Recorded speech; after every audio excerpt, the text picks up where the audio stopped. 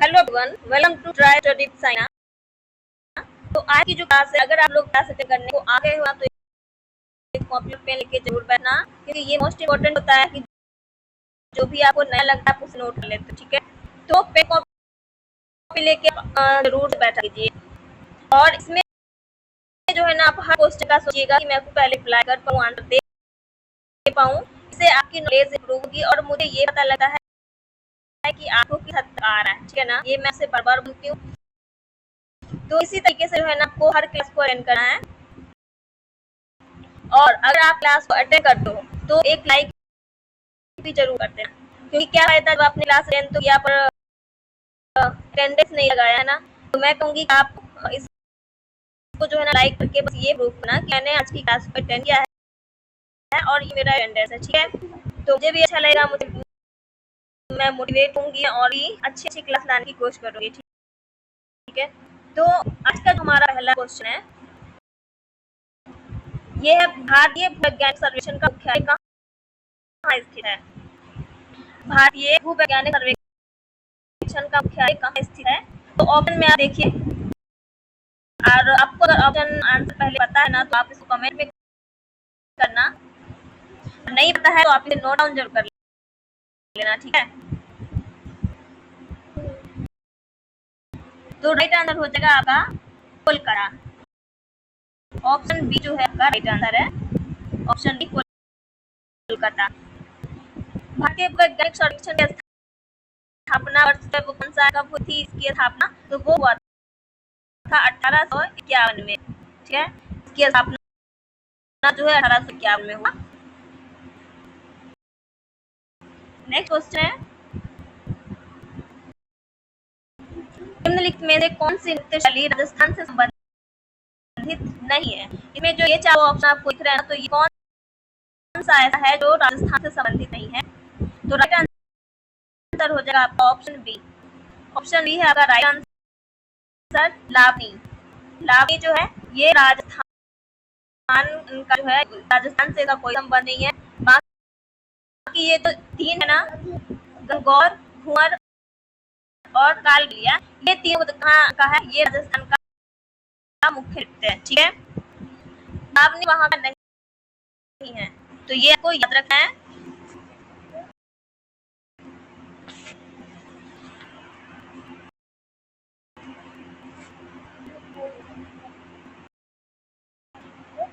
Next question की ओर बढ़ते हैं।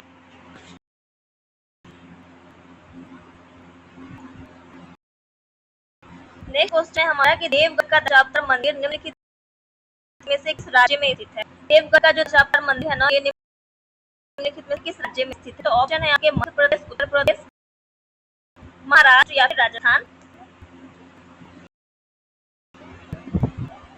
राइट आंसर यहाँ पे हो जाएगा आपका ऑप्शन बी। ऑप्शन बी जो है आपका ये है राइट आंसर, उत्तर प्रदेश। ठीक है, देवगढ़ का जो दशावतार मंदिर है ये कहाँ है, उत्तर प्रदेश में है। उत्तर प्रदेश में ये स्थित है। देवगढ़ का दशावतार मंदिर का जो है ये किस काल में हुआ था, किस काल की बात हो रही है यहाँ पे।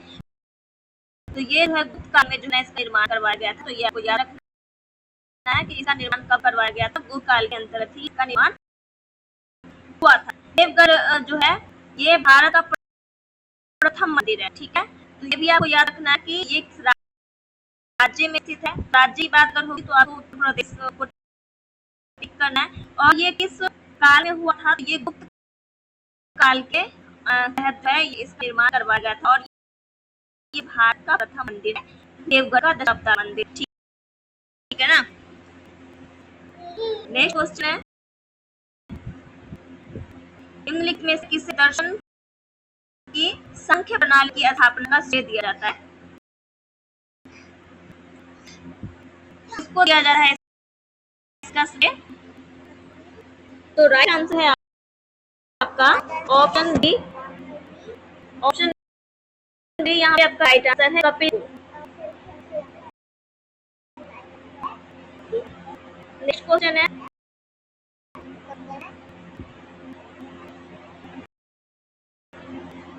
जब भारत स्वतंत्र हुआ उस समय भारतीय राष्ट्रीय कांग्रेस के अध्यक्ष कौन थे। भारत जब स्वतंत्र हुआ था तो उस समय जो है भारतीय राष्ट्रीय कांग्रेस के अध्यक्ष कौन थे? तो यहाँ पे राइट आंसर आपका हो जाएगा जेबी कृपलानी। ठीक है, ऑप्शन डी आपका राइट आंसर है, जेबी कृपलानी।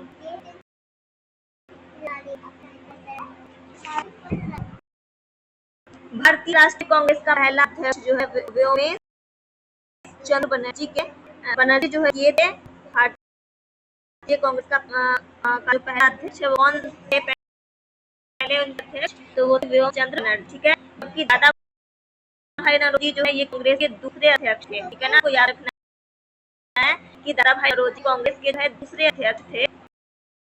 भारतीय राष्ट्रीय कांग्रेस का पहला मुस्लिम अध्यक्ष अगर बात की जाए तो आपको वहाँ पे याद रखना बदरुद्दीन तैयबी। ठीक है, बदरुद्दीन तैयब। बदरुद्दीन तैयब जी जो है ये भारतीय कांग्रेस का जो है पहला मुस्लिम अध्यक्ष था। तो ये आपको याद रखना है, सॉरी अध्यक्ष थे। भारतीय राष्ट्रीय कांग्रेस का जो है पहला अंग्रेज जो है अध्यक्ष कौन था? तो जॉर्ज यूए थे। ठीक है, भारतीय राष्ट्रीय कांग्रेस का पहला अंग्रेज अध्यक्ष अगर बात करें तो आपको वहां याद रखना है जॉर्ज यूले।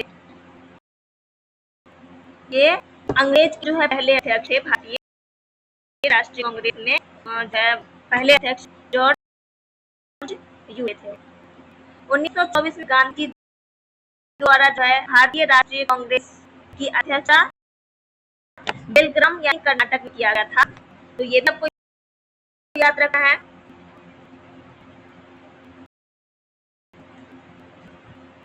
और भारतीय राष्ट्रीय कांग्रेस का जो है गठन कब हुआ था? राष्ट्रीय कांग्रेस का गठन कब हुआ था? तो ये हुआ था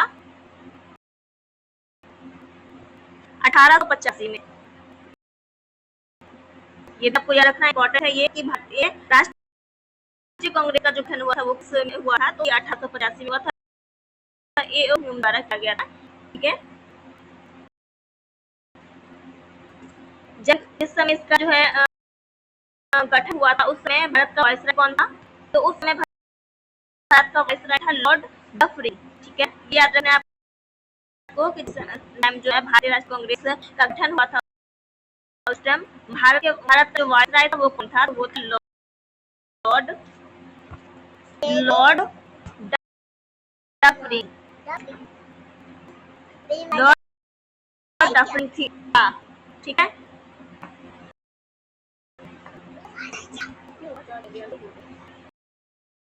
नेक्स्ट क्वेश्चन है सिद्धांत शिरोमणि नामक प्राचीन ग्रंथ निम्नलिखित से किसने लिखा है? तो सिद्धांत शिरोमणि जो है ये निम्नलिखित में किसने लिखा है? राइट आंसर यहाँ पे आपका हो जाएगा ऑप्शन सी, भास्कराचार्य जी ने इसको लिखा है। नेक्स्ट क्वेश्चन है पंजाब हिमालय किस नदी के मध्य स्थित है?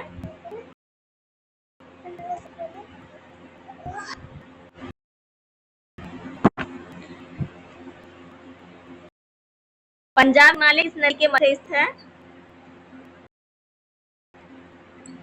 राइट आंसर यहाँ पे हो जाएगा आपका ऑप्शन बी, सिंधु और सतलुज नदी के किनारे नदी के मध्य स्थित है। ठीक है,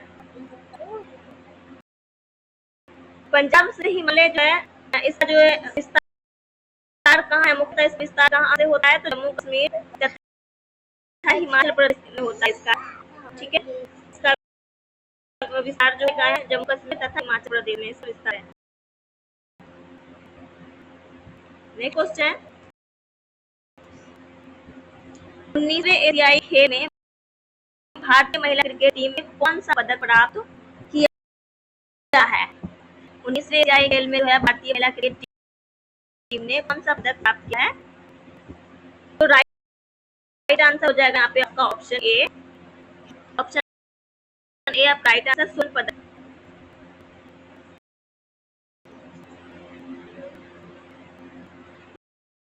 नेक्स्ट क्वेश्चन है बिहार में सोन नदी का प्रवेश किस जिले से होता है? बिहार के अंदर जो सोन नदी प्रवेश करती है वो कौन से जिले से करती है? बिहार के अंदर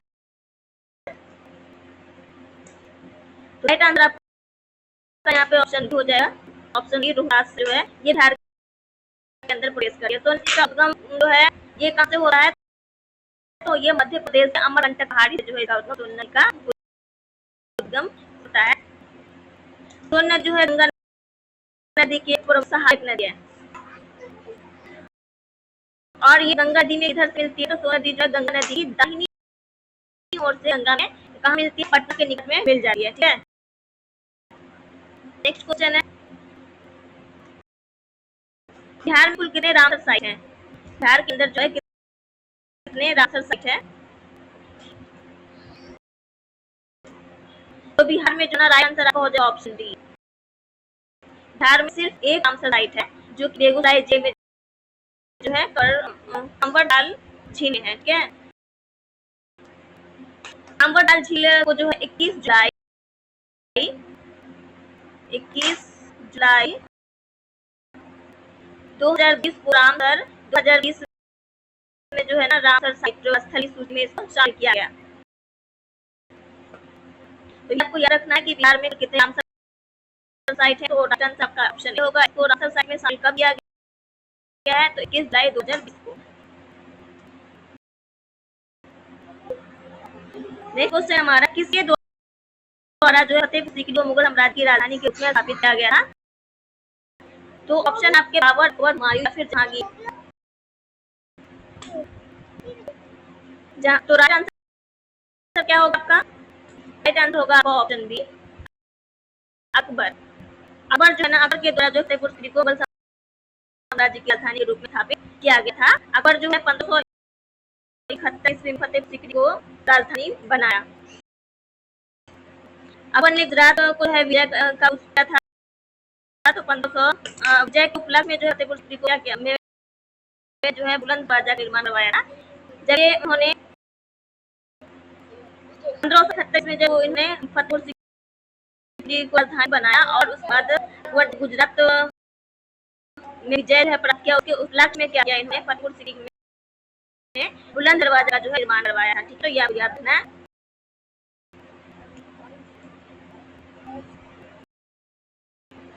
बाबर जो है 27 अप्रैल 1526 को अपने आप क्या था, भारत का बादशाह घोषित किया था अपने आप को और भारत में मुगल साम्राज्य की नींव डाली थी। भारत में मुगल साम्राज्य की नींव किसने डाली? तो बाबर ने डाली थी। तो ये आपको याद रखना है।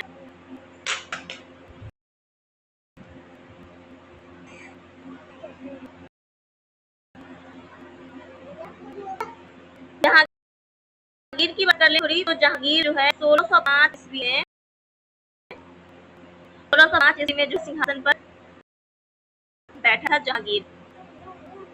नेक्स्ट क्वेश्चन है प्रधानमंत्री सहित मंत्री परिषद में मंत्रियों की कुल संख्या लोकसभा सदस्य की कुल संख्या से अधिक नहीं हो सकती। तो कितनी अधिक नहीं हो सकती? तो ये परसेंटेज में आपको बताना है। अगर आपको आंसर पता है तो कमेंट करना, अदरवाइज अगर नहीं तो फिर आप नोट करना। इसलिए मैं आपको बोल रही हूँ कि उस पेपर देके रखिए, क्योंकि जो हम पढ़ते हैं ना हमें जरूरी नहीं है सारा याद हो जाता है, उसे हम नोट कर सकते हैं तो बाद में हम रिवीजन कर सकते हैं। ठीक है, तो यहाँ राइट आंसर आप क्या हो जाएगा? राइट आंसर होगा आपका ऑप्शन डी। राइट आंसर आपका ऑप्शन डी है 15%। ठीक है, 15% से अधिक नहीं हो सकता।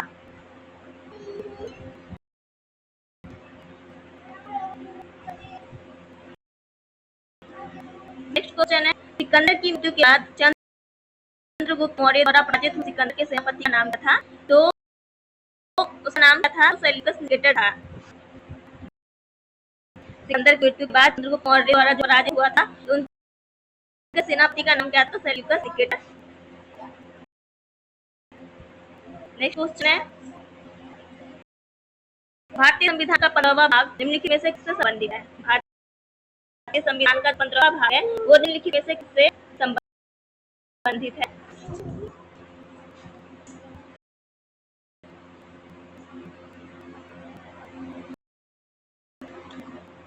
ये जो है राइट आंसर हो जाएगा आपका ऑप्शन सी निर्वाचन संबंधित है। भारतीय संविधान का 15वां भाग निर्वाचन से संबंधित है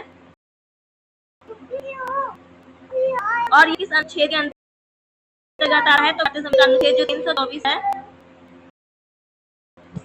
324 से 329 तक जो है निर्वाचन से संबंधित बात की गई है उसमें, और अनुच्छेद 324 निर्वाचन आयोग से संबंधित है। तो ये जो कुछ आर्टिकल है ना, इसको भी आपको याद रखना है।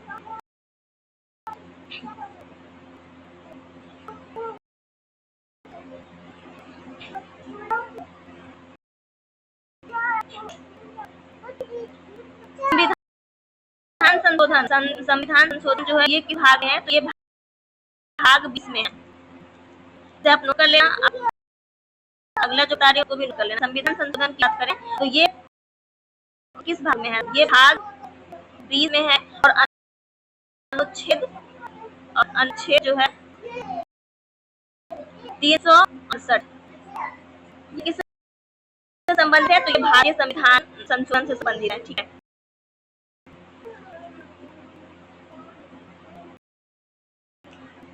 आपातकालीन की बात करें, इसको नोट कर लेना। अब मैं यहाँ से इसको इरेज कर रही हूँ। आपातकालीन प्रावधान की बात करें तो ये किस में है? भाग 18 में है, भाग 18 में है और अनुच्छेद 352 से 360, ठीक है, इसे जो आपातकालीन प्रावधान संबंधित है। नेक्स्ट क्वेश्चन है, कोरोमंडल मैदान भारत के किस दिशा में अवस्थित है? कोरोमंडल मैदान जो है ये भारत के किस दिशा में अवस्थित है? तो ये राइट आंसर आपका हो जाएगा ऑप्शन ए, दक्षिणी भाग में जो ये अवस्थित है।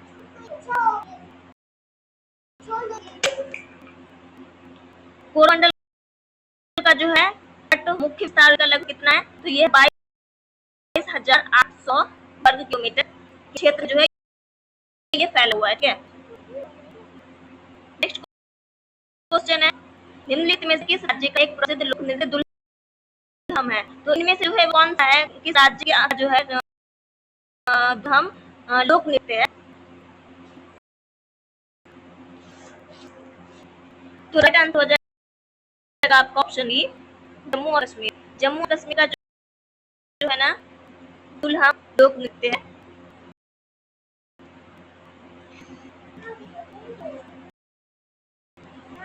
नेक्स्ट क्वेश्चन, भारत की किस पंचवर्षीय योजना में जो है प्राथमिकता को विकास से हटाकर प्रतिरक्षा की ओर केंद्रित किया गया था? तो किस भारत का पंचवर्षीय योजना है, योजना में प्राथमिकता को विकास से हटाकर प्रतिरक्षा की ओर केंद्रित किया गया? तो राइट आंसर यहाँ पर हो जाएगा आपका ऑप्शन बी, तीसरी पंचवर्षीय योजना में जो है क्या किया गया था? प्राथमिकता को विकास से हटाकर प्रतिरक्षा की ओर केंद्रित किया गया था।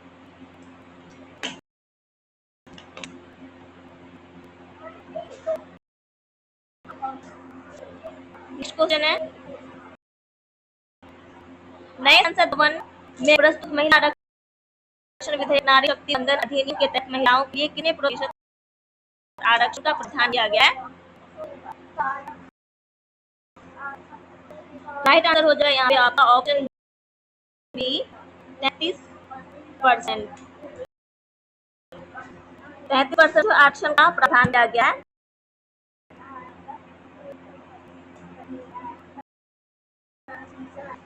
और ये संविधान संशोधन है, तो ये 128वें संविधान संशोधन विधेयक के अंतर्गत है किया गया था। नेक्स्ट क्वेश्चन है, स्वतंत्र भारत के प्रथम मंत्रिमंडल के संदर्भ में निम्नलिखित में कौन सा युग सुमित है? राजेंद्र प्रसाद वाणिज्य, श्याम प्रसाद मुखर्जी उद्योग एवं आपूर्ति, या फिर राजकुमारी अमृत कौर और शिक्षा या मौलाना अबुल कलाम आजाद वित्त। तो राइट आंसर यहाँ पे है ऑप्शन बी, श्यामा प्रसाद मुखर्जी उद्योग आपूर्ति जो है सही इसमें लिया गया है। नेक्स्ट और ये लास्ट क्वेश्चन है आज का। तो निम्नलिखित में से कौन सा भारतीय संविधान की 7वीं अनुसूची में शामिल मामला है? तो ये कौन सा मामला है जो 7वीं अनुसूची में शामिल किया गया है?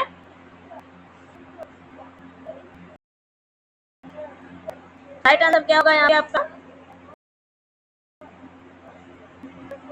राइट आंसर है यहाँ पे आपका ऑप्शन सी। ऑप्शन सी यहाँ पे आप राइट आंसर है। बाजार और मेले जो है 7वीं अनुसूची में राज्य सूची में जो है शामिल किया गया था। ठीक है, तो मुझे उम्मीद है कि आज की क्लास आपको पसंद आई होगी। अगर आपको क्लास अच्छा लगी है प्लीज, मैं कहा है शुरू में ही क्लास को लाइक करना, शेयर करना अपने दोस्तों के साथ, और चैनल फर्स्ट में आए हैं तो चैनल को सब्सक्राइब जरूर करना। और आगे और भी ऐसे ही क्लास आपको मिलती रहेगी। ठीक है, अपने स्टडी पे फोकस कीजिए क्योंकि बहुत इंपॉर्टेंट है के बारे में एक अच्छा नॉलेज हासिल करना। जितनी ज्यादा आपके पास अभी नॉलेज ना, आप उतने ज्यादा काबिल हो, आप उतने ज्यादा कामयाब होगे फ्यूचर में। ठीक है, स्टडी में बिल्कुल भी कोताही मत कीजिए, पूरे फोकस के साथ अपने स्टडी को कीजिए। एक दिन बहुत अच्छा होगा आपके साथ। अब आपसे मिलेंगे अपने नेक्स्ट क्लास में। क्लास को एक बार लाइक जरूर कर देना अगर आपने अब तक नहीं किया तो।